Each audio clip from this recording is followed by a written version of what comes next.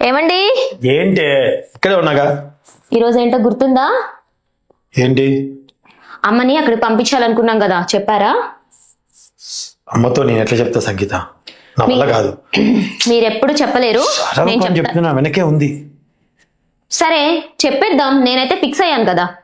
సంగీత ఒకసారి ఆలోచించు సంగీత ఆలోచించేది ఏం లేదు నేను ఆల్రెడీ ఫిక్స్ అయ్యాను నేనైతే చెప్పేస్తున్నాను అత్తయ్య గారు ఏంటమ్మా ఇక్కడ మీ వయసు వారు ఉండే ఒక ప్లేస్ ఉంది అక్కడికి మిమ్మల్ని తీసుకెళ్లి వదిలేస్తాము బయలుదేరండి అవసరం అనిక దానికి మీరు ఏ పేరైనా పెట్టుకోండి వద్దమ్మా నా వల్ల మీకే ఇబ్బంది కలగదు అయినా మీకు ఈ మధ్య చాలా అనుమానం ఎక్కువైంది మేము పొద్దున వెళ్తున్నప్పుడు ఎక్కడికి వెళ్తున్నామో మీకు చెప్పెళ్ళాలి వచ్చినప్పుడు ఎక్కడి నుండి వస్తున్నామో చెప్పాలి ఏ సమయానికి వస్తున్నామో చెప్పాలి ఇవన్నీ అడుగుతున్నారు ఇవన్నీ పడే వాళ్ళకే తెలుస్తాయి మీరు బయలుదేరండి మనం వెళ్తున్నాం ఇంటి పని అంతా నేనే చేస్తున్నాను బాబును కూడా స్కూల్ నుంచి తీసుకొస్తున్నాను నేను ఏదో ఒక మూల పడి ఉంటానమ్మా నేను ఎప్పుడు మిమ్మల్ని ప్రశ్నించను ఒక్కగానొక్క కొడుకు వాడిని చూడకుండా నేను ఉండలేనమ్మా అయినా మీరుండే చోటు ఇక్కడ నుండి 500 కిలోమీటర్లే అత్తయ్య 3 నెలలకు ఒకసారి నేను ఈయన వచ్చి మిమ్మల్ని చూసి వెళ్తూ ఉంటాం అన్ని రోజులు వాడిని చూడకుండా ఉండలే నేను చెప్తున్నాను కదా అత్తయ్య పదండి కానీ నువ్వేనా చెప్పురా అమ్మా ఏం కాదమ్మా నా మాట విను నువ్వు పద అమ్మ లేకుండా నువ్వు ఉండగలవా కానీ నువ్వు లేకుండా నేను ఉండలేనురా చెప్పురా కోడలికి ఆయనతో ఏంటి మాట్లాడేది పదండి నేను చెప్తున్నాను కదా నీకు దండం పెడతాను కాళ్ళు పట్టుకుంటా అత్తయ్య ఏంటి ఏం చేస్తున్నారో అర్థమవుతుందా మీరు పదండి రండి చెప్పురా సామాన్లన్నీ సర్దేశాను మీరు తీసుకున్నాడు చెప్పురా మీరు రండి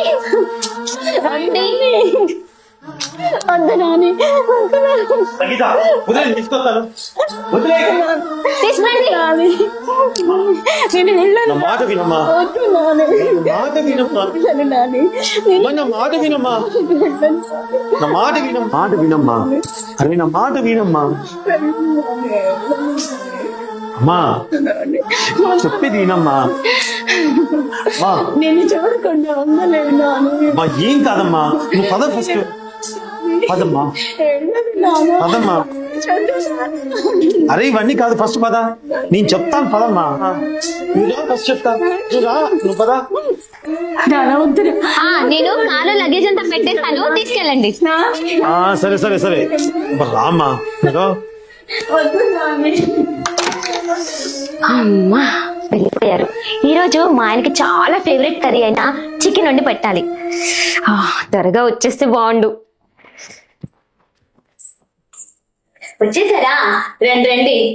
ఏంటండి డల్ గా ఉన్నారు మీరు ఇలా డల్ గా ఉంటారని మీకోసం ఫేవరెట్ అని చికెన్ కర్రీ చేశాను తిందామా మనం ఇద్దరే కలిసి తింటే బోరుగా ఉంటుంది మూడో వ్యక్తిని కూడా తీసుకుని వచ్చాను చూడు ఇంకో వ్యక్తా ఎవరండి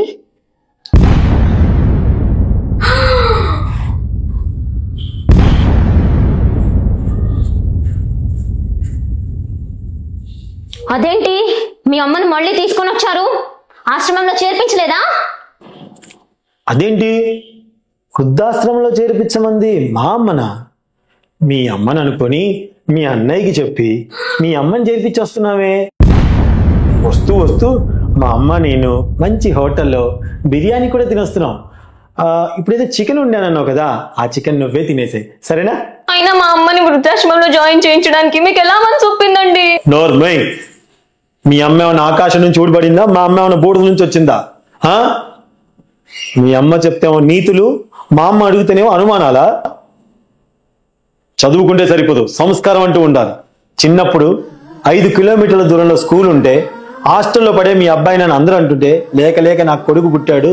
వాణ్ణి నేను హాస్టల్లో వెయ్యను అని చెప్పేసి 5 కిలోమీటర్లు చెప్పులు సరిగ్గా లేకపోయినా నన్ను ఎత్తుకొని స్కూల్ దగ్గర దించి మళ్ళీ స్కూల్ నుంచి తీసుకొచ్చేది చిన్నతనంలోనే మా నాన్న ఎక్కడికో మమ్మల్ని వదిలిపెట్టి వెళ్ళిపోతే కష్టపడి నన్ను ఇంత వాణి చేసింది మా అమ్మ అటువంటి మా అమ్మని వృద్ధాశ్రమంలో చేర్పించాలా అది నీలాంటి వాళ్ళు చెప్పారని అలా చేస్తే మా అమ్మ నన్ను పెంచిన విధానంలో తేడా అనుకుంటారు అర్థమవుతుందా గుర్తుపెట్టుకో అమ్మ ఎవరికైనా అమ్మే ఏమండి మా అమ్మ అలా ఎలా ఉంటుందండి వద్దండి ప్లీజ్ అండి మా అన్నకు చెప్పండి అత్తయ్య తప్పైపోయింది అత్తయ్య మీ కాళ్ళు పట్టుకుంటాను అత్తయ్య మీరైనా చెప్పండి అత్తయ్య ఆయనకి నా కొడుకు మీ అమ్మనే కాదు ఏ అమ్మని బాధ పెట్టే పని చేయడమ్మా